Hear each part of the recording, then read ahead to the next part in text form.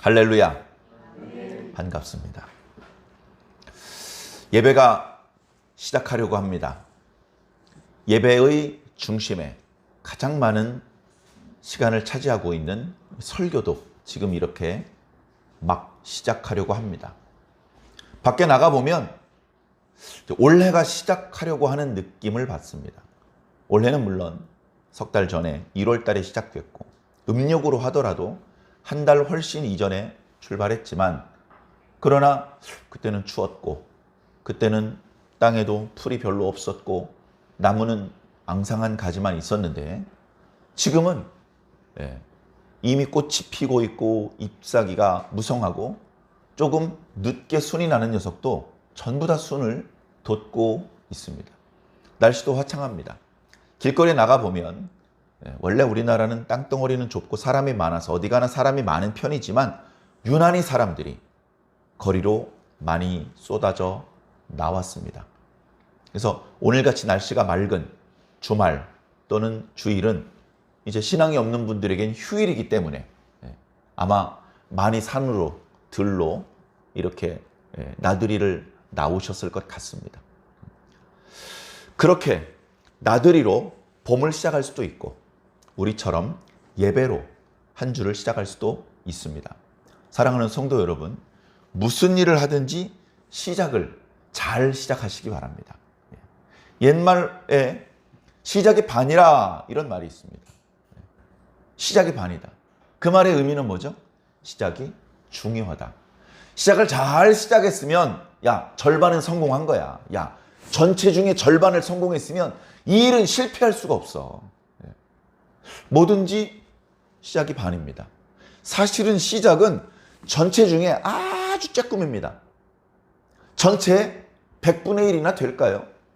잠깐 하면 넘어가면 이미 시작이 아니고 중간 과정으로 넘어가지 않습니까? 제가 이제 막 설교가 시작됩니다라고 말했는데 벌써 시작은 지나갔어요. 지금 벌써 중간으로 들어왔습니다. 뭐든지 그런 것이죠. 시작을 잘하라 그랬어. 시작을 잘해야지. 하는데 벌써 시작의 순간은 지나갔고 벌써 중간에 와 있습니다. 시작을 잘 시작하지 못했으면 중간 과정이 상당히 버겁고 힘듭니다. 이게 이렇게 힘든 거였나? 그리고 중간 과정이 버겁다 보면 끝이 아쉬움으로 끝나기 쉽습니다. 이거 내가 더 잘할 수 있었는데. 이게 아닌데. 그 생각을 해보면 시작 전부터 잘해야 돼. 시작을 하기 전부터 잘해야 됩니다. 요즘 예나 지금이나 교육열이 아주 뜨거운데 우리나라 학부형들이 초등학교를 가기 전부터 어느 유치원에 보내느냐 경쟁이 치열합니다. 경제력이 충분히 되는 그런 가정에서는 한 달에 100만 원, 2만 원씩, 200만 원씩 내야 되는 그런 유치원에 보냅니다. 그런 데서 기초를 쌓고 잘 출발을 해야 초등학교 때부터 앞서 나갈 수 있고 중학교, 고등학교 탑 클래스를 유지할 수 있다 이거죠. 경제적으로 그만큼 되지 못해도 어떻게 하면 같은 조건에 조금이라도 더 좋은 어린이집, 좋은 유치원이 혹시 없을까? 시설이 좋고 선생님이 참 자상하고 그런 데가 있으면 조금 멀어도 그쪽으로 보내려고 다들 애쓰지 않습니까? 초등학교 1학년 딱 입학하면요. 옛날엔 초등학교 1학년이 시작이었는데 초등학교 1학년 입학식 가보세요. 그게 시작인가? 전혀 시작이 아닙니다. 그때 시작하는 학생도 물론 있어요. 근데 이미 3년, 4년 어린이집에서 달고 다른 애들이 올라오는 거예요. 여러분, 어린이집 가보면 정말 재밌습니다. 요즘에는 100일만 지나도 이렇게 이렇게 아이를 맡아주기도 하는데 자, 보통 4살, 5살부터 어린이집 다닌다고 치자고요. 4살, 5살은 어떠냐면요. 그야말로 순수해요. 정말 티 없이 맑고 깨끗한 느낌입니다. 근데 6살, 7살 되잖아요. 선생님이랑 같이 놀려고 그래요. 선생님이랑. 7살짜리가 선생님이랑 같이 놀려고 그래요. 유치원 안에서는 그래요. 그러다 8살 돼가지고 초등학교 가면 또 딱 눈치 봅니다. 딱 보니까 5학년, 6학년은 아저씨같이 보이겠지. 초등학교 1학년이 볼 때는. 그리고 선생님들 다 어른이고 유치원처럼 오냐오냐 해주질 않아. 선생님이 앞치마 있는 게 아니라 뭐 좀 무서울 때도 있고 막 그래. 눈치를 보죠. 적응할 때까지. 그러다가 또 5학년, 6학년 되면 어떻게 됩니까? 주일학교 5학년, 6학년 학생도요. 남학생의 경우 여자 선생님을 보호하려고 합니다. 그래서 중학교 1학년 가면 또 시작이에요. 그죠? 조금 전까지 대장이야. 야! 하면 모든 학생이 운동장에서 자기를 쳐다봤어요. 중학교 가니까 아무리 소리 질러도 야 조용히 안 해? 이런 소리만 듣습니다. 중학교 가면 또 다시 시작이에요. 그러다 중3 되면 조금 어른 행세하다 고등학교 가면 다시 시작해요. 고등학교 3학년 지나서 고등학교 4학년이 됐어요. 대학교 1학년을 고등학교 4학년이라고도 하잖아요. 너무 애띄어 보이니까. 제가 전주대학교 채플 지도할 때 마침 1학년 학생 지도하는데 딱 고등학교 4학년 학생이에요. 그 중에 2명은 삼수를 했어요. 다 20살인데 그 2명은 22살이에요. 22살이면 제가 봤을 때 20살이나 20살이 똑같잖아요. 근데 이렇게 보면 달라요. 연륜이 느껴져요. 저를 대하는 태도가 달라요. 여러분, 인생을 살면서 많은 시작이 있습니다. 4월 오늘 첫 번째 주일이죠. 주일 예배, 오늘 또 아침에 시작을 했습니다. 뭐든지 잘 시작하시길 부탁드립니다. 오늘 말씀이 이제 연관되는 거기 때문에 조금 더 강조를 하면 어떤 일이 있어요. 그럼 시작을 잘해야 돼요.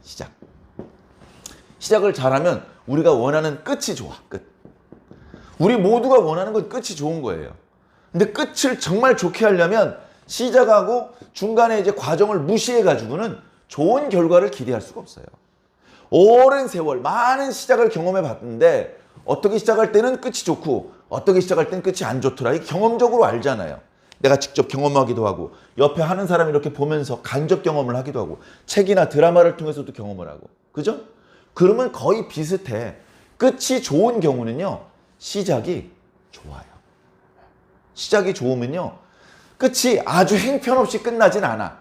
1등까지는 아니어도 행편없이 무너지진 않아요. 시작이 좋으면.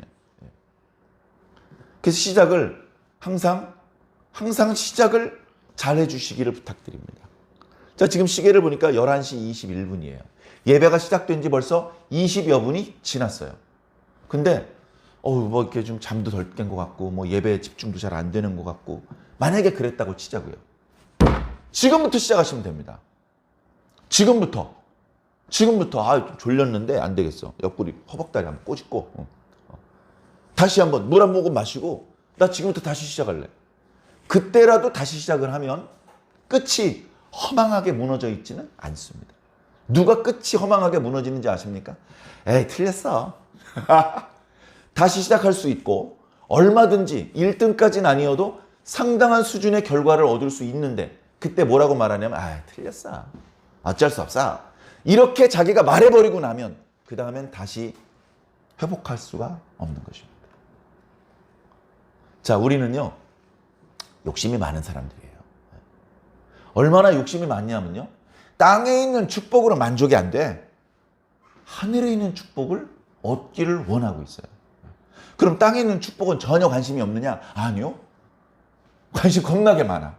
전라도 사투리로 겁나게 많아 불어. 그래서 좋은 끝을 얻어야 되는데 시작이 중요하다. 당연히 모두 중요하죠? 중간도 중요해요. 왜? 끝이 중요하기 때문에. 자, 이 중간은요. 방향입니다. 방법.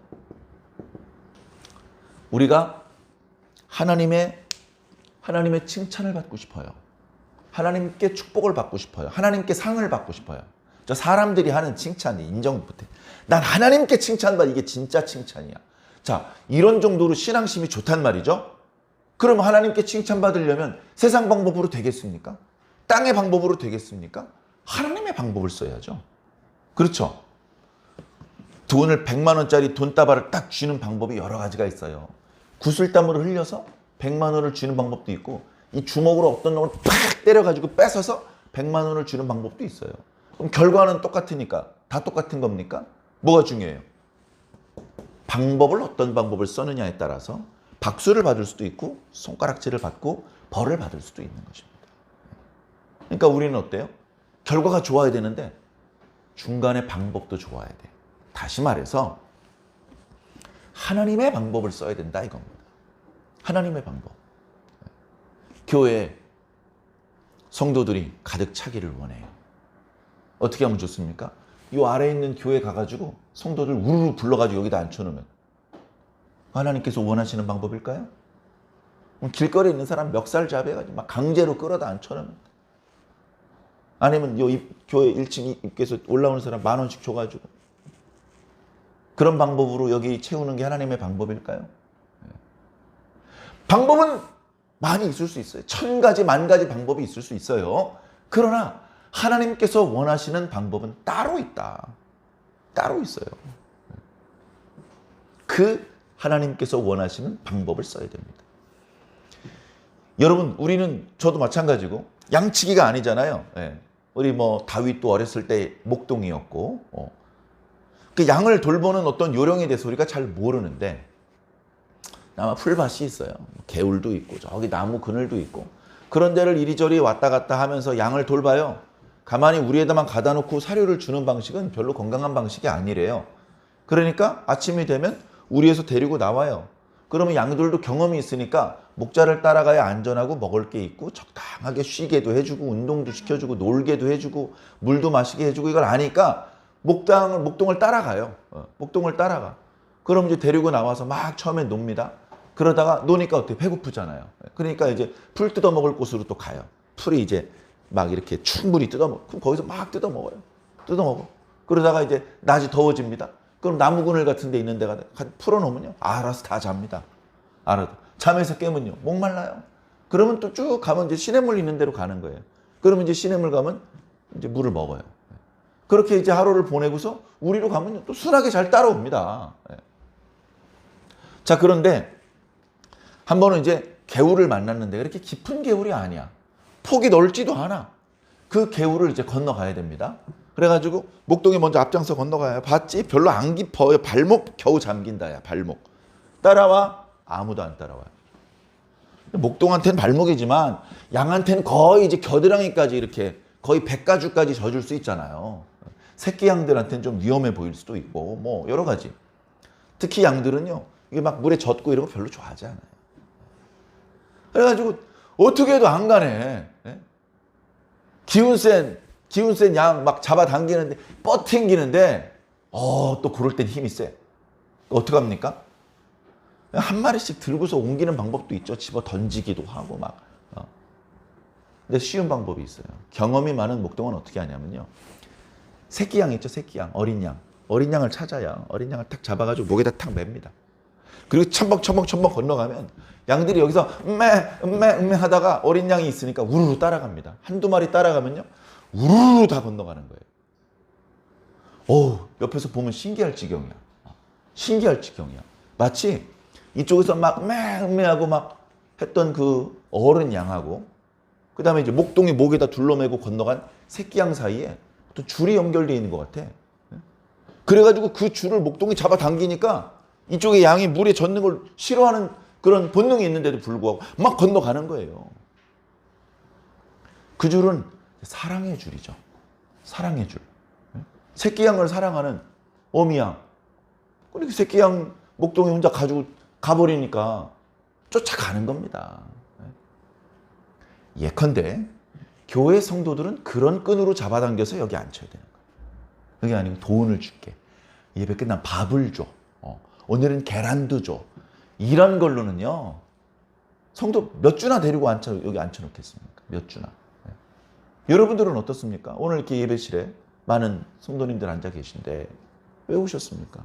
끝나면 밥 주니까 오셨습니까? 아니면 왜 오셨습니까? 저 이렇게 보니까요, 헌금들도 많이 하시고요, 봉사도 하시고요, 이 교회를 위해서 기도도 해주세요. 제가 억지로 그냥 막 잡아당겨가지고 멱살 잡아서 끌어온 게 아니잖아요. 왜 오셨습니까? 뭔가 보이지 않는 연결고리가 있어서 온 거예요. 연결고리. 저하고도 연결고리가 있을 것이고, 저보다는 하나님하고 연결된 고리가 있겠죠. 하나님께서 잡아당기시면 와야 되는 겁니다. 그 끈이 없으면, 하나님은 잡아당기셨는데 우리가 안 와. 왜 그렇겠어요? 끊어진 거지. 끊어진 거지. 하나님께서 주일마다 그 끈을 잡아당기십니다. 그 끈이 잡아당기십니다. 그러면 그 끈이 팽팽해지는 이유는 하나님은 잡아당기시는데 나는 갈 수 없는 상황이 되면 줄이 팽팽해지겠죠. 그죠? 그런 상황이 되면 어떻습니까? 긴장감이 조성되고 마음에 불안감과 불편함이 있습니다. 시간이 벌써 이렇게 됐네. 나 지금 예배 시간인데 예배실 가야 되는데. 이런 마음이 있는 사람은 살아있는 사람, 하나님과 연결되어 있는 사람입니다. 주일이 됐는데 예배 시간이 됐는데 마음에 아무 걱정도 없고 근심도 없고 불안한 마음도 없고 뭐 전혀 마음 편안해. 하나님께서 당기시는 어떤 힘이 전혀 미치지 않는 거죠. 그런 사람은 이제 마지막에 최후에 하나님께서 천국으로 우리를 잡아당기실 때도 아무 당기는 느낌이 없을지 모릅니다. 그러니까 그 하나님과 줄이 어떻게 생겼는지는 잘 우리 눈으로는 안 보이지만 그 줄이 든든해야 되는 것이죠. 자, 그 줄이 든든하기 위해서도요, 시작이 중요합니다.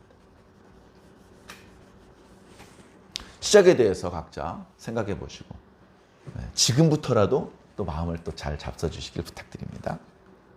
하나님의 말씀은요, 자, 어떻게 보면 불교나 도교 그런 이렇게 경전보다 분량이 많지 않아요. 흔히 대장경이라는 말 아시죠? 그쪽 분야의 종교에 관련된 모든 서적을 다 망라한 것을 대장경이라고 합니다. 불교에도 있고요, 도교에도 있고요. 성경은요, 신구약 성경 이게 다예요. 여기다 더 추가하고 싶어도 마음대로 추가할 수 없고요. 여기 들어가 있는 걸 이건 마음에 안 드는데 뺄 수도 없습니다. 사람이 한 것 같은데 하나님이 한 것 같은 권위가 있습니다. 그리고 무슨 이렇게 시적으로 한문으로 막 이렇게 함축적인 의미가 담겨 있고 그런 게 아니고요. 그냥 우리가 평소에 쓰는 그런 언어로 기록되어 있어요. 그러다 보니까 분량이 결코 많은 게 아니에요. 성경 일독 하세요. 성경 일독.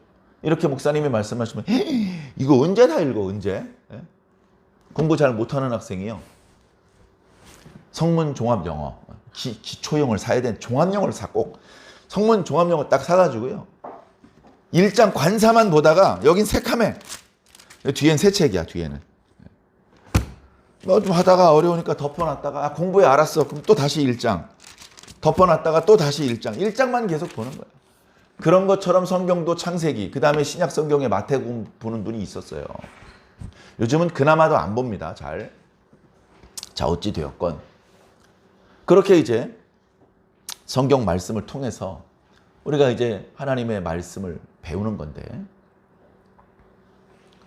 그 성경 말씀, 그 오늘 본문 말씀을 이렇게 시작하기 전에 좀 다른 말씀 먼저 드릴게요. 지금 막 마음속으로 드리고 싶은 말씀들이 많이 이렇게 있는데, 자, 어쨌든 우리가 건강해야 되잖아요, 건강. 건강도, 자, 건강과 관련된 얘기 잠깐 드리고, 이 건강이 1차적으로는 몸의 건강에 대한 말씀인데, 가만히 들으면 여러분 느끼실 거예요. 이거 영혼의 건강에 대한 말씀이기도 하구나. 원리는 일맥상통하구나. 이제 그런 걸 느끼실 겁니다. 자, 이제 우리가 건강하셔야 돼요, 건강. 그러면 건강해야 되는데, 옛날 분들은 어떤 생각을 했냐면 잘 먹어야 된다라고 생각을 했어요. 잘 먹어야 된다. 그리고 하루에 3끼를 이제 잘 먹어야 된다. 이렇게 생각을 했는데, 사실 한 100년, 200년 전으로만 내려가도요, 하루에 3끼를 먹는 분은 많지 않았습니다. 하루는 2끼였죠, 2끼. 아침을 먹고 저녁을 먹는 거예요. 아침을 먹고 저녁을 먹어요. 점심은 뭐죠? 그냥 건너뛰기 조금 뭐하니까 마음에 점 하나 찍었다 그래서 점심. 그러니까 사실은 점심은 과거에는 새참 개념이었어요. 새참. 그걸 먹어야 그래도 오후 늦게까지 힘을 내서 일을 할 수 있어. 예를 들면 그런 개념이었죠. 그런 개념으로 3끼였지, 사실은 양반들도 또는 임금님도 제대로 차려놓고 먹는 건 하루에 2번이었어요. 2번. 뭐 자릿조반도 있고 밤에 밤참도 있고 한데, 그렇게 해서 5번을 먹었다는 기록이 있더라고요. 그런데 그래도 제대로 쫙 벌려놓는, 그야말로 수라상을 받는 것은 하루에 2번. 그런데 이제 워낙 못 먹고 살다 보니까 먹는 것에 한이 맺혔어요. 그래서 늘 굶다가 먹을 일이 생기면 배가 터지게 먹는 겁니다.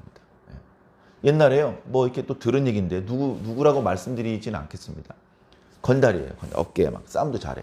그러니까 이제 막 큰 형님들 밑에 어유 형님을 따라다니는데 큰 형님을 따라다니는 이유 중에 하나가 점심은 배 터지게 먹을 수가 있어요. 돈 안 내고. 그럼 어떡합니까? 7그릇씩 먹었대. 7그릇씩. 그러니까 어떤 사람은 야, 이 자식은 돼지다. 왜 이제 건달들 별명이 하나씩 있잖아요. 근데 그 친구는 돼지였어요. 별명이. 많이 먹는다고. 왜냐면 아침하고 저녁 못 먹어. 아침하고 저녁은 겨우 물 같은 거 먹고 점심에 형님 감사합니다. 막 먹는 거야. 막 먹는 거야. 그러던 시절에 살았던 분들은 이제 먹는 게 한이 맺혀가지고 하리 새끼를 꼭 챙겨 먹이려고 자녀들은 그렇게 하고 또 뭐 뷔페식 이런 데 가면요. 막 먹고 뭐 싸우려고 그러고 그리고 막 김밥이나 이런 거 안 먹습니다. 주로 고기. 평소에 사 먹기 어려운 거 먹고. 저도 어렸을 때 다 그런 시절이 있었어요. 근데 지금은 다들 잘 잡수십니다. 오히려 건강을 위해서 소식을 하고 채식을 하고 심지어 간헐적 뭐라죠? 단식을 해요. 자, 간헐적 단식을 해서 저는 우리 아들이 간단 그래서 저 간단 중이에요. 전 간단하게 먹어요. 그래서 진짜 조금 먹는 줄 알았더니 그게 아니고 간헐적 단식이래요. 그래서 이제 어떤 종교적인 이유로 또는 건강의 이유로 3일, 4일씩 물만 먹고 단식을 하는 경우도 있어요. 많이 없어졌지만 주변에 단식원도 아직 있더라고요. 근데 그런 거 말고 본격적으로 막 생업을 뒤로 하고 어디 들어가가지고 3일, 4일씩 단식하고 이런 거는 아무나 못하니까. 우리가 일상적으로 간헐적 단식을 한대. 그래서 어떻게 하냐 그랬더니 아침을 안 먹는데요. 아침을 안 먹으면 저녁 먹고 또 잠을 자는 시간이 있기 때문에 다시 점심을 먹을 때까지 12시간 이상을 단식을 한다는 거예요. 배 안 고프냐 그랬더니 처음엔 배고픈데 적응을 하니까 괜찮대요. 자, 근데 과학적으로도 의사들이 건강을 위해서 특히 현대인들은 간헐적 단식을 하는 게 좋다는 겁니다. 그럼 예를 들어서 저녁을 오후 뭐 7시, 8시에 먹었어요. 그리고 다음날 점심을 낮 12시에 먹으면 16시간을 단식하는 거예요. 16시간을. 근데 예를 들어서 12시간만 단식을 해. 매일.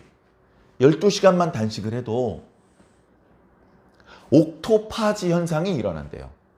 그래서 뭐 어려운 용어인데 무슨 말입니까? 그랬더니 우리말로 하면 뭐 세포 자가포식 현상이래요.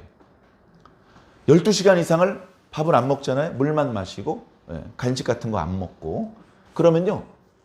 우리 몸의 세포가 또 다른 우리 몸의 세포를 잡아먹는 현상을 옥토파지 현상, 그 다음에 우리말로는 세포 자가포식 현상이라고 그런답니다. 그럼 그거 안 좋은 거 아닙니까? 되게 좋은 거래요. 조금 좋은 것도 아니고 되게 무슨 뜻입니까? 그랬더니 우리 몸이 12시간 이상 이제 음식을 섭취를 안 하면 이렇게 뭔가 에너지가 부족하다는 느낌을 순간적으로 가지면서 우리 몸에 있는 또 다른 세포를 흡수해서 영양분으로 삼는데요. 어떤 세포를 흡수하느냐? 병든 세포, 늙은 세포. 그런 세포를 흡수해서 영양분으로 활용을 한다는 거예요. 그러니까 적응이 어느 정도 되고 나면 이렇게 간헐적 단식을 반복을 해도 막 힘이 빠지거나 공복감에 시달리거나 그런 게 아니고 몸이 가벼워지는 거예요. 노화가 느려지고 그리고 병도 빨리 낫는 거예요. 그리고 생각해 보니까 어렸을 때 똥개를 기르니까 이놈이 아프면 밥을 줘도 안 먹더라고요. 사람보다 지혜로운 것 같아. 걔가 먹는 게 본능인데 어떤 때는 밥을 안 먹어요. 자기 뭔가 배앓이를 한 거나 뭔가 몸의 문제가 해결될 때까지는 안 먹더라고. 그렇게 안 먹으면 이런 옥토퍼지 현상이 일어나가지고 병이 더 빨리 치료되는 거예요. 그래? 그럼 뭐 돈 드는 것도 아니고 어려운 것도 아니고 나도 해야지. 그래서 저도 하고 있고요. 지금 이제 특별히 무슨 뭐 하지 않는데 몸무게도 많이 가벼워졌습니다. 네. 자, 이런 이제 건강의 방법들이 있어요. 그러면서 이제 건강에 관심이 많으니까 우리가 몸이 일단 아프지 않으면 좋은데 아픈 게 문제잖아요. 아프면 할 수 없이요 약을 먹습니다. 아픈데도 약을 안 먹고 뭐 이렇게 간헐적 단식으로 치료가 되는 경우도 있지만 아주 가벼울 때 얘기고 병이 중하면 약 먹어야죠. 그죠? 약 먹는데 약을 또 너무 남용을 하는 분들이 있어요. 자, 약을 먹지 않아도 우리 몸에는 어떤 게 있냐면 자가 치유력이라는 게 있어요. 자가 치유력이 요거는요 하나님께서 주신 겁니다. 약이 언제부터 있었죠? 자, 요즘 우리가 먹는 석유 화학 제품으로 만든 약은요 우리나라에 뭐 100년쯤 전부터 들어온 것 같아요. 선교사들에 의해서. 그 전에는 이제 한방이었죠. 한방은 주로 이렇게 막 석유 화학 제품은 아니고 주로 식물 중에서 약성분이 있는 것을 잘 추출해가지고 달여가지고 뭐 이렇게 먹었죠. 그것도요 삼국시대 이전으로 가면요 별로 없었어요. 약을 말리고 달이고 뭐 이런 뭐 구중구포 이런 건 없고 그냥 어떤 약초를 먹으면 낫고 뭐 그런 정도로만 민간요법 정도로만 있었던 것이죠. 그러니까 그 이전에는요 약이 없었어요. 약이 없어도요 다 치료가 됩니다. 식물과 달라요. 식물은요 뭐 입장에 뭐 잘못돼 가지고 뭐 이렇게 병이 생기고 누래지고 뭐 찢어지고 그러면요 그 찢어진 잎사귀가 딱 붙지 않아요. 식물은 그 병든 입장이 그냥 떨어지고 다른 데서 새 잎을 냅니다. 사람은요 손가락이 부러지면 거기서 새 손가락이 돋아 나오는 게 아니고 그 다쳤던 손가락이 치료가 돼요. 가벼운 상처는 흉터도 안 남아요. 아주 중한 상처는 흉터가 좀 남긴 하지만 결국 치료가 돼요. 약을 먹어서 치료가 됐나요? 병원에 가서 수술을 받았고 약을 먹었더니 약 때문에 치료가 됐네. 약은 도와주는 것뿐이에요. 통증을 가라앉히고 감염을 예방해 주는 것뿐이지 실질적으로 그 엄청난 상처가 치료되는 건요. 원래부터 우리 몸에 있었던 자기 치유 능력으로 치유된 거예요. 실제로 그런 거예요. 약으로 치유되는 게 아니에요. 그런데 약의 효과를 한번 본 사람은 약을 좋아합니다. 아, 약 먹어야지 낫지. 그런 말 있잖아요. 감기 걸렸어요. 어떻게 해야 되죠? 약 먹어야잖아요. 그냥 약 안 먹으면 일주일이나 걸리는데 약 먹으면 7일이면 딱 떨어져. 뭐 좀 이상한데? 약을 안 먹으면 일주일이나 끓는데 약을 먹으면 7일 만에 딱 떨어진다는 거예요. 병이. 무슨 의미인지는 이제 각자 잘 이해를 해주시기 바랍니다. 하나님께서 주신 거예요. 아까 세포 자가 포식 현상. 자가라는 말. 특별한 약을 먹지 않아도 우리 몸에 원래 그런 기능이 있어요. 그걸 내가 만들었나? 아니 무슨 약을 먹었더니 그런 기능이 생겼나? 아니요. 원래 하나님께서 사람을 창조하실 때부터 그 기능이 우리에게 있었어요. 예전에는 약을 먹지 않아도 영양제를 먹지 않아도 이미 충분했어. 아담이 약 먹고 930살 살았나요? 약 안 먹고 930살을 살았어요. 병원이 있었어요? 약국이 있었어요? 없었는데 930살 동안 시름시름 앓고 여기 링기를 꽂고서 900년 누워 있었나요? 그게 아니고 팔팔하게 뛰어나야 돼요. 900년 동안. 900년 동안 팔팔하게 청년으로 젊음을 유지하면서 살다가 930세에 죽은 거예요. 구약 성경을 읽어보세요. 구약 성경을 읽어보면 죽기 직전까지 팔팔하게 뛰어다녀요. 그러다가 나이마가 늙음에 갑자기 죽는 것처럼 기록되고 있어요. 막 5년, 10년 동안 투병하다 죽는 게 그런 사람은 없어요. 구약 성경에. 약도 없었는데 병원도 약국도 없었는데 팔팔하게 살다가 말 타고 막 뛰어다니다가 죽을 때가 될 좀 며칠 전에 앓기 시작해서 돌아가시는 거예요. 자, 그런 걸 보면 우리가 정말 의지해야 될 분은 역시 하나님이다라는 생각을 많이 가집니다. 문제는 뭐냐면요. 워낙 잘 먹다 보니까 옥토파지 현상이 일어나질 않아요. 네. 여러분 12시간 공복 상태로 유지해 본 적 있으십니까? 12시간? 네. 16시간씩 공복을 유지해 보신 적 있으십니까? 물만 드시고? 보통 그렇게 안 하죠. 밥 금방 먹었는데 후식 먹고 밥과 밥 사이에 간식 먹고 저녁에 심심하니까 야식도 드시잖아요. 네. 옥토파지 현상이 생길 수가 없는 거예요. 그러면 아까 말씀드렸던 세포 자가 포식 증상으로 이렇게 흡수되고 없어져야 될 그 세포들이 그냥 남아 있어요. 그럼 몸에서 그걸 배출하기 위해서요. 아주 힘듭니다. 배출이 잘 안 되면 염증 반응이 일어납니다. 여기저기 아프죠. 원인을 모르게. 그래서 어떻게 보면 육체의 건강을 위해서도 하나님께서 본래부터 우리에게 주셨던 그 건강의 기능들이 잘 작동되도록 하면 좋겠다. 그런 생각을 해보았습니다. 병균이 들어왔어요. 상처가 났어. 피가 나고 여기로 막 병균이 들어가려고 그래요. 그 다음에 막 콜록콜록 기침을 해요. 왜 그래요?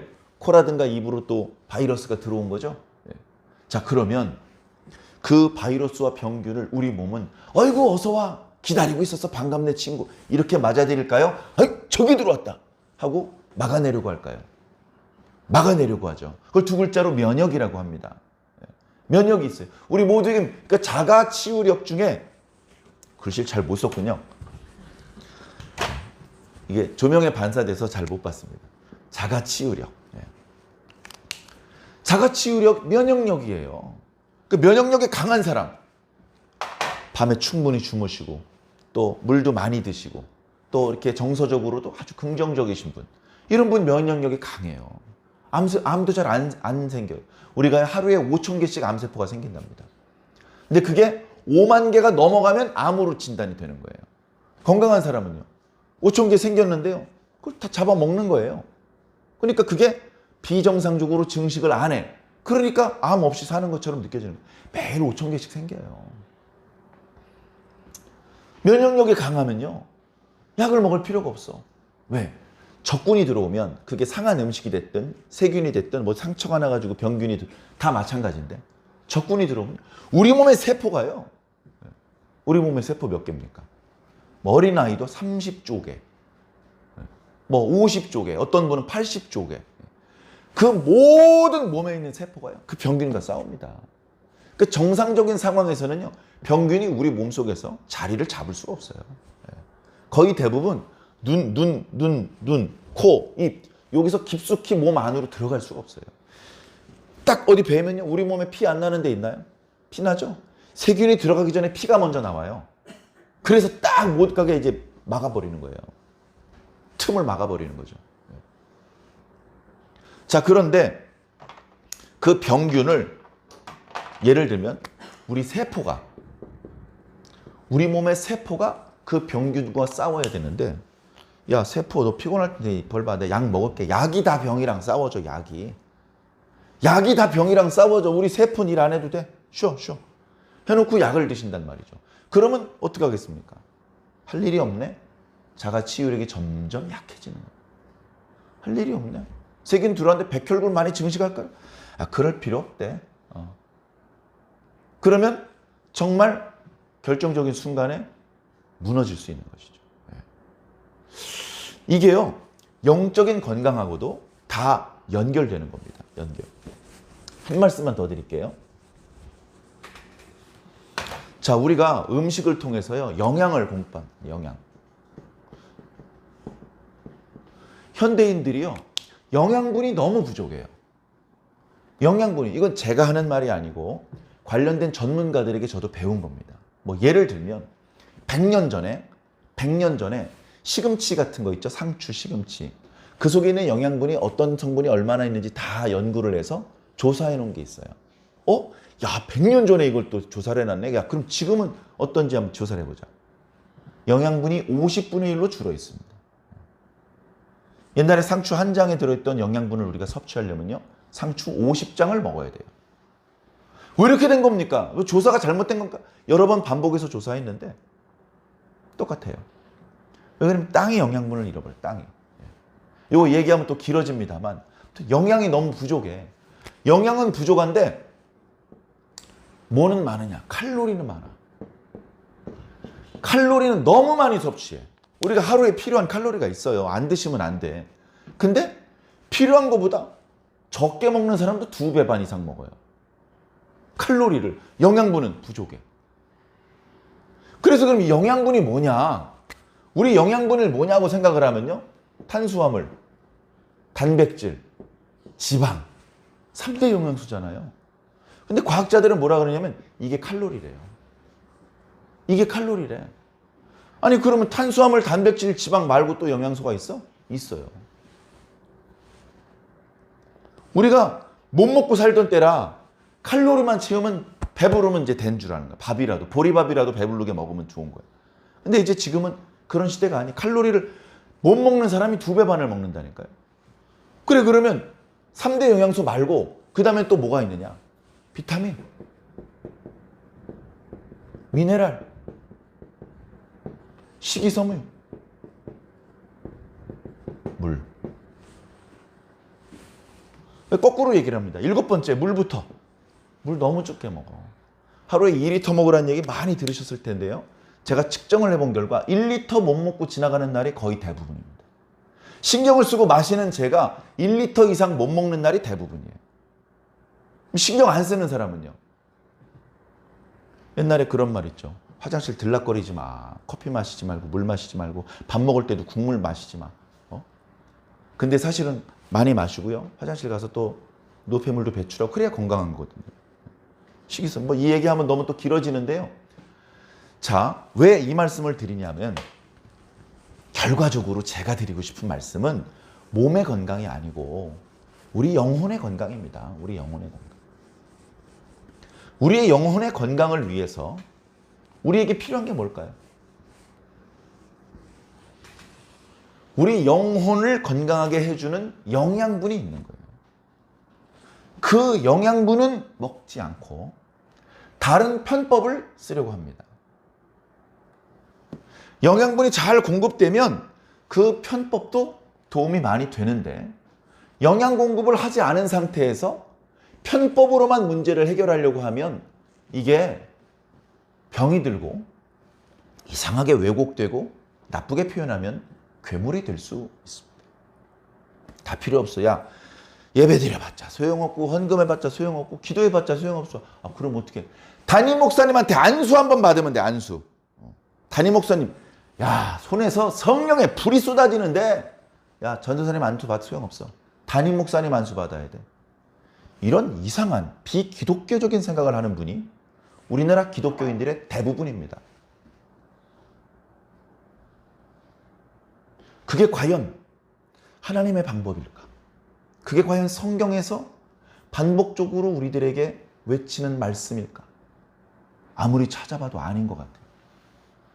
아무리 찾아봐도 그런 표현은 없어요. 그런데 우리나라 기독교인의 대부분이 부목사는 소용없어. 담임 목사님 안수를 받아야 돼. 그냥 기도 받으면 안 돼. 안수기도야, 안수기도. 이런 이상한 생각을 가지는 분이 상상외로 많이 예를 들어서 표현하는 겁니다. 예를 들어서 안수기도 받으면 당연히 좋죠. 제가 드리고 싶은 말씀은 기본적인 영양이 공급되어 있는 상황에서 그런 것들이 도움이 된다. 자, 솔로몬이요. 오늘 말씀해 보니까요.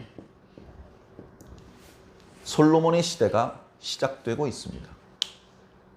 시작이 중요하잖아요. 솔로몬의 시대가 시작돼요. 처음부터 알고 있었던 것은 아니었겠지만 솔로몬이 40년 동안 왕노릇합니다. 우리 국회의원 4년 해먹는 것도 꼴을 못 보잖아요. 솔로몬 40년 동안. 시작이 중요해요. 시작을 잘하면 40년 동안 나라를 부강하게 만들고 하나님께 축복받고 유종의 미를 거둘 수 있습니다. 시작을 잘못하면 계속 질질질 끌려다니고 하면 안 되는 행동하다가 나중에 큰 저주와 함께 땅속에 내려가는 거죠. 시작이 중요합니다. 자, 솔로몬의 시작은 열왕기상에 이제 쭉 나오잖아요. 우리가 지난 일주일 동안 묵상해서 말씀, 오늘 말씀, 내일 묵상할 말씀이 나옵니다. 솔로몬의 시작은요, 아버지 다윗의 유훈에 따라서 다윗 가문을 위태롭게 하는 사람들을 제거하는 작업부터 합니다. 청소 작업부터 하는 것이죠. 청소. 성전이 많이 부스러졌어요. 그럼 뭐부터 해야 되냐고요? 청소부터 해야 됩니다. 부서진 거, 못 쓰는 거 다 걷어내야 돼요. 걷어내야 어딜 수리를 해야 될지, 어딜 어떻게 고쳐야 될지. 그 다음에 이제 방법이 나오는 겁니다.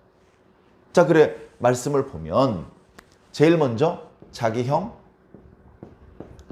아도니아를 죽입니다. 아도니아가 반역을 저질렀어요. 자기 아버지 다윗 왕의 뜻과 상관없이 스스로 자신을 왕이라고 칭했습니다. 자신의 지지 세력을 규합했어요. 잔치를 벌였습니다. 이건 명백히 다윗 왕의 뜻을 배반한 것입니다.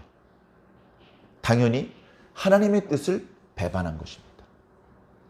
그걸 모르고 있던 다윗이 소식을 듣고 기민하게 움직였어요. 아니다. 하나님의 뜻은 솔로몬이라고 그러셨어. 솔로몬이 왕이 돼야 돼. 그래서 빨리 솔로몬을 즉위시켰습니다. 그걸 아도니아가 들은 거예요. 아이쿠, 늦었구나 하면서 도망갑니다. 아도니아를 지지하던 사람들은 뿔뿔이 흩어지고 아도니아는 도망갑니다. 제발 죽이지만 말아달라고 솔로몬이 말합니다. 형이 선한 사람이라면 내가 형을 왜 죽이겠어? 그러나 악한 사람이라면 죽일 수밖에 없어. 그래가지고 자기 동생 솔로몬이 왕이 된 것을 인정하고 머리를 숙이니까 집으로 가 계세요. 집으로 갔습니다. 숨죽이고 살다가 조금 솔로몬이 조용한 것 같으니까 마음속에 그 악한 본성이 올라와요. 다 설명드리면 또 길어지니까 기회가 되시면 새벽 예배 말씀을 찾아서 보시고 아도니아의 악한 본성이 드러나니까 솔로몬이 내가 자비를 베풀었거늘 이럴 수는 없다 해가지고 아도니아를 죽이게 만듭니다. 이미 아도니아에게 기회를 주었고 너의 악함이 드러나면 죽인다고 했기 때문에 아도니아도 뭐 억울하겠지만 아도니아는 사라져야 됩니다. 그 다음에 오늘 말씀이에요. 오늘 말씀에는 아비아달이라는 사람이 나옵니다. 아비아달은 제사장입니다. 다윗 시대에 두 명의 제사장이 있었습니다. 사독과 아비아달. 그 두 사람은 하나님께 진심이었기 때문에 하나님의 마음이 다윗에게 있는 것을 알고 있었고 그렇기 때문에 다윗에게도 진심이었습니다. 오늘 말씀에 기록한 것처럼 다윗이 어려움을 당할 때에 아비아달이 함께 언약궤를 메며 다윗의 뒤를 따라갔어요. 다윗이 아니라 그러지 말라고 했는데도 마음은 다윗 왕을 지지하고 있는 거예요. 다윗 왕을 흠모하고 있는 거예요. 그러나 마지막 순간에 아도니아의 지지자가 되어버렸어요. 솔로몬의 지지자가 아니고. 아비아달은 죽일 수는 없어.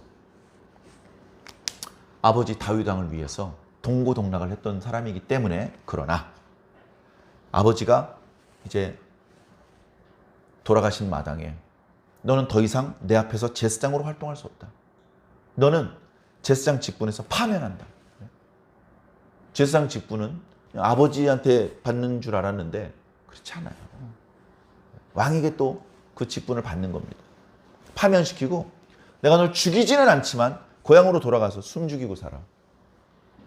거기서 또 이상한 소리 하고 제사장의 역할을 하고 막 또 어깨에 힘주고서 등장하면 그러면 또 아도니아처럼 되는 거죠.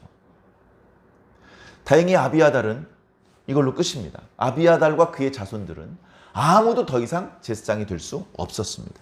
그렇게 된 것은 27절에 있는 것처럼 과거 사무엘상 1장 2장에 하나님의 사람이 엘리 제사장을 찾아와서 니네 가문은 이제 제사장 못해 라고 예언하신 말씀이 이때 성취된 것이죠. 엘리의 자손들 중에 마지막 제사장이 아비아달입니다. 그리고는 그 가문에서는 더 이상 제사장이 나오지 않았던 것이죠. 자, 이렇게 되니까 요압이라는 사람이 아이쿠 다음은 내 차례구나 이런 생각을 했습니다. 요압도 마찬가지예요.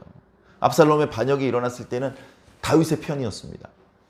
다윗을 위해서 목숨 걸고 싸웠었습니다. 그런데 이제 다윗이 죽었어요. 그리고 자기는 지금 왕인 솔로몬을 지지하는 것이 아니고 아도니아를 지지하는 사람이었어요. 아이고 아도니아도 죽었고 아비아달이 쫓겨났다면 아이고 나는 쫓겨나는 게 아니라 꼼짝없이 죽겠구나. 그래가지고 도망갔는데 아도니아도 그러더니 요압도 성막으로 달려가서 제단 뿔을 잡았습니다. 제단. 성막이 있고 마당에 제단이 있어요. 번제단. 흙으로 토둔을 쌓아가지고 제사장은 그 경사로를 밟고 올라가서 거기 위에 제물을 올려놓을 수 있도록 되어 있고 땅으로부터 약간 띄워가지고 그렇게 번제단이 있죠. 그래야 밑에서 불을 떼면 그 위에 있는 제물들이 잘 탈 것 아닙니까? 근데 그 제단 내 모퉁이에 쇳불 같은 뿔이 있어요. 그래 율법에 보면 살인자 중에 사람을 죽이는 것은 하나님께서 기뻐하시는 게 아니지만 의도적으로 죽인 게 아니라 부지불식반에 죽일 수 있잖아요. 나무를 하는데 도끼를 백스윙을 쫙 했는데 이게 도끼자루가 썩어가지고 도끼 머리가 날아가다가 옆에 있는 사람 머리를 쳤어. 죽었어. 그거 죽이려고 죽인 게 아니잖아요. 의도치 않게 결과적으로는 사람을 죽이게 된 경우, 그러면 옛날엔 재판을 회부하는 것이 아니고 그 죽은 사람의 가족들이 와서 죽인 놈을 죽였어요. 그런 방법을 썼는데 그렇게 죽고 싶진 않잖아. 내가 악심을 가지고 뭐 이렇게 죽인 게 아닌데, 그런 경우에는 제단으로 가서 제단 뿔을 잡아라. 제단 뿔을 잡으면 그 가족들이 와서 죽이지 못하도록 하는 그런 계명이 있어요, 성경에. 그 계명을 의지해서 요압이 제단 뿔을 잡고 안 놓는 거예요. 그러니까 그 소식이 이제 솔로몬에게 귀에 들어가죠. 왕이시여, 지금 요압이 자기가 이제 죽을 거라고 생각을 하고 제단 뿔을 잡고 있습니다. 어찌할까요? 그래서 이제 보냅니다. 브나야를 보내. 얼컨이 잘 됐다. 죽여라. 그래서 갔는데 제단 뿔을 잡고 있는데 그 뒤에서 죽이는 건 좀 깨름직한 거예요. 그래서 얘기를 합니다. 왕께서 나오라고 하신다. 그래서 그 성막 바깥쪽으로 데리고 나가서 죽이려고 그렇게 했는데 눈치가 빠삭한 요압이 그걸 잡고서는 안 놓습니다. 아니다! 나 죽으려면 그냥 차라리 여기서 죽겠다. 이러는 거예요. 그래서 브나야가 죽이지 못하고 왕에게 보고합니다. 그냥 갔더니 그걸 움켜쥐고서 안 놓는데 차라리 거기서 죽겠다 그러는데 어떡할까요? 얼컨이 잘 됐다. 그놈이 그렇게 말했으니 거기서 그대로 죽여버려. 자, 그렇게 죽이면 율법 위반 아닙니까? 아닙니다. 요압은요, 부지불식간에 사람을 죽인 사람이 아니에요.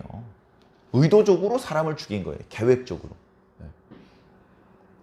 요압은 자기보다 의로운 두 사람을 죽였다. 다윗을 위해서 전장 중에 죽인 이방인 그런 걸 계산하는 게 아니고 네리의 아들 아브넬을 죽인 것과 예델의 아들 아마사를 죽인 것. 아주 비겁한 방법. 죽인 이유도요, 아주 치사해요. 뭐냐면 자신이 계속 군대 장관직을 유지하려고, 자기 자리를 보존하려고 죄 없는 사람을 속여서 방심하게 만들어서 죽인 거예요. 참 더럽고 치사한 그런 방법을 썼습니다. 그런데 다윗은 요압을 죽일 수가 없었어요. 다윗에겐 요압이 필요했어. 그래서 마음에 안 들어요. 말 잘 듣다가 결정적인 순간에 다윗의 말을 안 들어. 그런데도 요압을 죽일 수 없었어요. 요압을 오히려 편들어줘야 되는 입장이었어요. 그러나 다윗이 운명하기 직전에 아들에게 유훈을 남기는데 요압은 편안하게 죽게 하면 안 된다. 넌 지혜로운 자이니 지혜롭게 해라. 그래서 절대 편안하게 죽게 하지 마라. 이렇게 유훈을 남길 정도였어요. 그래가지고 제단불을 잡고 있는데 아마샤가 아니라 브나야가 가서 칼로 그 자리에서 베어서 죽였죠. 그리고서 브나야가 군대 장관이 됩니다. 자, 결국은 뭐냐면요. 자, 이어지는 말씀에 보면요. 시므이가 또 죽어요. 시므이도 다윗이 죽으면서 저 녀석이 흰머리에 피를 묻힌 채로 지옥에 들어가게 해라. 그런 유훈을 남겼던 사람입니다. 압살롬의 반역 때문에 급히 도망쳐야 되는데 도망치는 다윗의 일행을 쫓아다니면서 흙먼지를 뿌려가면서 저주를 퍼부었던 사람이었습니다. 그런데 이제 압살롬이 죽고 반역을 평정하고 다시 다윗의 일행이 예루살렘으로 돌아오는데 쫓아와서 무릎을 꿇는 거야. 제가 주제도 없이 왕을 제가 저주했습니다. 저희 죄를 용서해 주십시오. 그러니까 다윗이 또 용서를 해줍니다. 다윗이 용서를 해줘요. 내가 그때 그를 용서는 해주었지만 절대 그의 흰머리가 그냥 땅으로 내려가게 하지 말고 피를 묻힌 채 내려가게 해라. 자, 이렇게 솔로몬의 시작은 솔로몬의 왕조를, 다윗의 왕조를 위협하는 사람들을 제거하는 것으로 시작을 합니다. 피의 숙청이군요. 그리 아름답지 않은데요. 네? 솔로몬이 왜 그렇게 했습니까? 우리가 잘 아는 것처럼 솔로몬은 지혜로운 사람이었잖아요. 예? 그런데 왜 이렇게 사람들이 두려움을 느끼고 공포심을 느낄 수밖에 없는 이런 식의 일을 함으로 해서 자신의 왕의 업무를 시작하는 겁니까? 간단해요. 하나님의 말씀인 것이죠. 말씀. 자, 아까 말씀드리다가 조금 다른 데로 샜는데 우리 그리스도인들에게요. 기초적으로 우리 그리스도인들을 건강하게 만드는 것은요. 말씀입니다. 말씀. 바로 지난주일 말씀도요. 핵심은 말씀이었어요. 네? 놀라움과 두려움과 혼란스러운 감정을 확신과 평안과 기쁨의 감정으로 바꿀 수 있는 유일한 방법은 말씀입니다. 말씀. 우리 주변에 수없이 많은 종류의 문제들이 있는데 그 모든 문제를 다 해결할 수 있는 만능 열쇠는 하나님의 말씀이다. 그 말씀이 없으면 여전히 마음이 편안하지 않아요. 불편해. 근심이 있고 두려움이 있고 혼란이 있습니다. 말씀이 들어와 있으면 두렵지 않아요. 혼란스럽지 않습니다. 자, 똑같은 상황이에요. 이런 일이 발생되고 있는데 아버지는 이렇게 저렇게 유언을 하셨는데 이제는 내가 직접 결정을 하고 내가 책임지고 명령을 내려야 되는데 어떤 명령을 내릴 것인가? 말씀의 기초에서 명령을 내리면 되는 겁니다. 말씀의 기초에서. 네? 말씀이 아도니아를 죽이라고 한 거예요. 그래서 솔로몬이 아도니아를 죽이라고 한 겁니다. 아, 솔로몬 그저 젊은 사람이 혈기방정하게 막 사람들을 죽여. 말씀이 죽이라고 했다니까요. 말씀이. 자, 이 말씀은 다름 아니라 율법의 말씀과 그 다음에 언약의 말씀이에요. 율법의 말씀과 언약의 말씀. 하나님께서 다윗에게 언약의 말씀을 주었습니다. 사무엘의 7장에 나오죠. 너무나 유명한 다윗 언약입니다. 선지자 나단과 상의를 합니다. 다윗이 뭘요? 나는 이렇게 백향목으로 만든 왕궁에 사는데 하나님의 언약궤는 저 천막에 사는데 부끄러워서 살 수가 없어. 이거 어떻게 하면 좋소? 그래, 어떻게 하고 싶으십니까? 내가 어떻게 해서든 이 왕궁보다 더 멋있는 성전을 지어드리고 싶소. 나단 선지자가 들을 때 가슴이 뜨거워지는 거예요. 역시 다윗왕이십니다. 다윗왕 뜻한 대로 형통하게 잘 될 겁니다. 해가지고 다윗왕과 나단이 작별을 하고 집으로 가는데 그 순간에 하나님의 영이 나단 선지자에게 말씀을 하시는 거예요. 야, 다시 돌아가. 다윗은 성전 못 짓는다고 얘기해줘라. 다윗은 성전 못 짓는다. 다윗이 나를 사랑하는 마음 내가 잘 알지. 근데 성전은 못 지어. 다윗의 손에는 피가 너무 많이 묻어 있어. 그럼 어쩌시렵니까? 다윗의 아들이 지을 거야. 그 내 메시지를 전해줘라. 그래서 나단 선지자 집에 가다 말고 그 야심한 마음에 다윗에게 또 찾아오죠. 아니 무슨 일이십니까? 하나님께서 하시는 말씀을 들으시오. 당신은 성전을 못 짓습니다. 당신의 아들이 짓습니다. 라는 메시지를 전해주면서 함께 해주신 축복의 말씀이 바로 다윗 언약입니다. 하나님께서 당신의 집을 직접 세우실 겁니다. 당신. 하나님의 집을 세우시고 다윗의 집을 세우셔. 다윗의 집을 세우셔. 집을 세운다는 말은 건물을 세운다는 뜻이 아니고요. 그 가문을 견고하게 세워주신다는 뜻입니다. 대가 끊어지지 않는다는 것입니다. 다윗의 아들들이 계속해서 왕이 된다는 것입니다. 사울에서 다윗으로, 베냐민 지파에서 유다 지파로 이렇게 왕조가 바뀌는 게 아니고 계속해서 그냥 하나님께서는 다윗과 함께 일하시겠다고 약속하신 겁니다. 그런데 그 언약이 바로 솔로몬을 가리키고 있어요. 솔로몬. 다윗에게 아들이 솔로몬 뿐이었습니까? 아들 많았어요. 네? 암논, 압살롬한테 죽었죠. 둘째 아들은 아주 어렸을 때 죽었는지 성경에 보면 이름만 소개되고 있고 왕권 쟁탈에 등장하지 않습니다. 셋째 아들 압살롬은 반역을 저지르다 죽었고요. 넷째 아들 아도니아 반역을 저지르다 역시 죽었습니다. 그 밖에도 아들들 많이 있었어요. 그런데 하나님의 마음은 솔로몬에게 있었습니다. 그걸 나단도 알았고 그걸 다윗도 알았습니다. 그래서 계속 솔로몬만 데리고 다니면서 하나님께서 나한테 이런 말씀을 주셨다. 계속 솔로몬만 가르쳐 주는 거예요. 그래서 솔로몬이 왕이 된 것입니다. 여기 있는 것은 이 언약의 말씀, 그 말씀의 위배, 그 말씀을 거역하고 거절하는 사람들인 거예요. 죽어야 되는 거죠. 하나님의 제사장으로서 다윗 왕께 충성을 다했지만 여기까지야. 그만해. 요압 다윗 왕과 함께 충성 다했지. 여기까지야. 시므이 너도 죽어라. 시므이와 관련된 말씀은 바로 이어지는 36절 이하의 말씀에 나타나는데요. 그에게도 처음엔 자비를 베풀었어요. 너 이리 와. 여기서 살아. 나가면 안 돼. 나가면 죽는다. 그런데 나간 거예요. 어떻게 합니까? 죽어야죠. 아휴, 젊었을 때부터 그렇게 사람들 죽이고 이렇게 피를 봐야 속이 시원한가? 근데 성경은 이런 솔로몬의 행동들을 어떻게 평가하고 있느냐 이거죠. 솔로몬을. 2장 맨 마지막 구절을 볼까요? 2장 마지막 46절 한번 보겠습니다.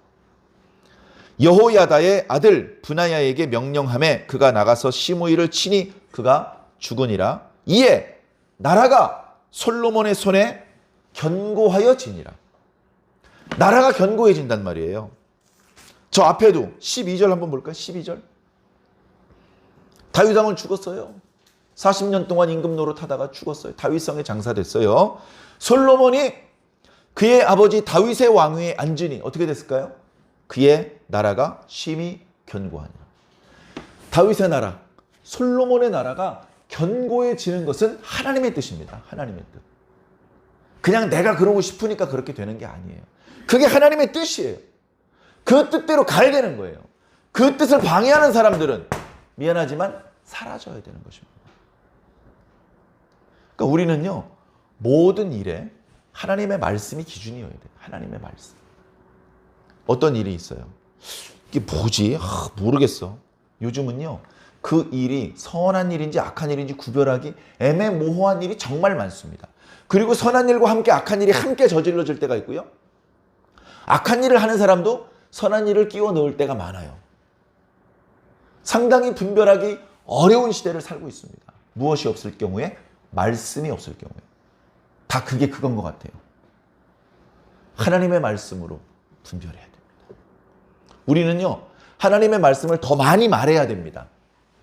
하나님의 말씀을 더 많이, 더 오랜 시간, 더 깊이 하나님의 말씀을 말하고 묵상하고 생각해야 됩니다. 근데 하나님의 말씀은 기본적으로 뭐 뻔한 말씀이라고 생각을 하고 제쳐놓고 다른 이야기를 더 많이 하더라고요. 그래서 다시 초심으로 돌아가야 된다. 영양제, 뭐 병원에서 주는 약, 그거보다 집에서 밥 먹는 거, 그게 밥이 보약이야, 밥이. 뭐 여기 뭐 건강에 좋은 이런 음료수 저런 음료수 있는데 물 많이 마셔야 돼, 물.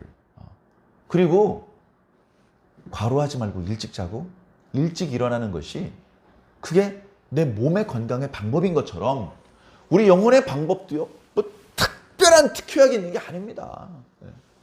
성경 말씀 많이 읽으세요. 교회에서 예배들 드리시잖아요. 예배 많이 참석하세요.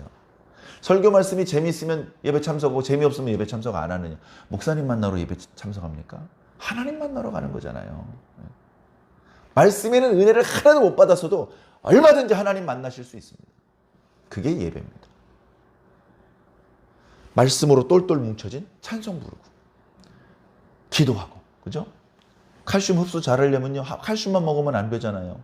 다른 비타민 같이 먹어줘야 되잖아요. 말씀도요, 들었는데 다 새나가요. 말씀을 잘 흡수하려면 기도하셔야 됩니다. 찬송 부르셔야 됩니다. 말씀을 실천하셔야 됩니다. 그것이 함께 병행될 때에 듣는 말씀, 읽은 말씀이 나한테 흡수가 되는 거예요. 많이 들은 것 같은데 말씀이 하나도 떠오르질 않아. 생각이 안 나. 칼슘 영양제도 먹고 뭐 멸치에 우유도 먹은 것 같은데 병원 가서 조사해 보니까 골다공증이래. 영적인 골다공증이 요즘에 얼마나 많은지 모릅니다.